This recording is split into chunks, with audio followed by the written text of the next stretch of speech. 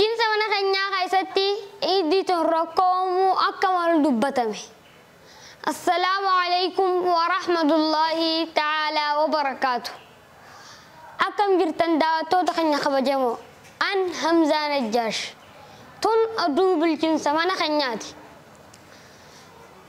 Qaala'insa jireenyaati wal qabatee abbaan keenya bulchiinsa mana keenyaa itti waggaa isii eeggattee dhufuun gammachuu ta'ullee waciilee hin feesifneef nu saaxiluutu malee jechuudhaan sodaa qaban ibsachaa jiru.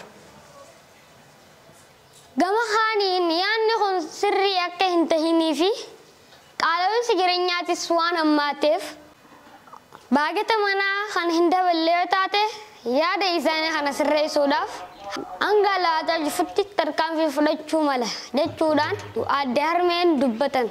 Walitti gaarreeffannaan bulchiinsa lamaanii kun jiraattota irratti miidhaa hamaa dhaqqabsiisuu mala jechuudhaan jiraattonnis sodaa qaban ibsachaa jiru. Daawwattoota keenya kabajamoo akkuma argaa jirtan haalli jiruu dansaa miti. Alwaadaan tumsaamsamuudhaaf yeroo isii qofa eegaadhaa jirra. Baajanni manaaf bahu timaantiin firiidhaan bituu malee waan manaaf gahu dhiyeessuu hin dandeenye. Kuduraaleen biraatillee bituu dhiisii gatii isaatu gaafachuun baay'ee nama sodaachisa.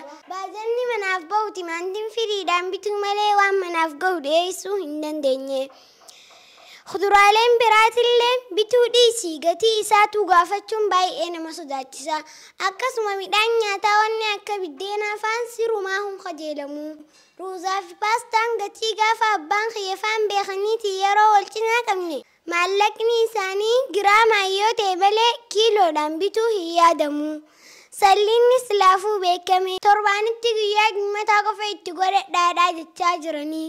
Sanuu baabaan harka isaatiin dhufee akka itti nuuf godhu nuuf himeera. Rakkoolee kana hunda cinaan iiddi hoggaa dhuftu sababa iidaatiif uskuta qofaaf gatiin baatu huccuu iidaatiin walitti idaanaan dachii xiqqoota ganda xarafaatii bituu fi waciin iidaaf baatu qixa waan ta'eef kabajamoo obbo Baabaan baajata kana baasuu yeroo morman adde harmeen ammoo baajachichi bahuu qabaa jechuudha yeroo morman mufannaan hamaan dhaga'amuun himame. Rakkoolee tana karaa nageenyaatti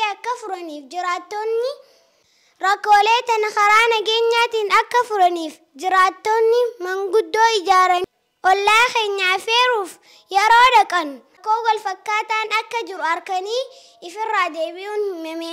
Daawwattoota keenya kabajamoo oduu tana hordofnee isiniif dhiheessina. Assalaamu alaykum wa rahmatullahi wa barakaatuh.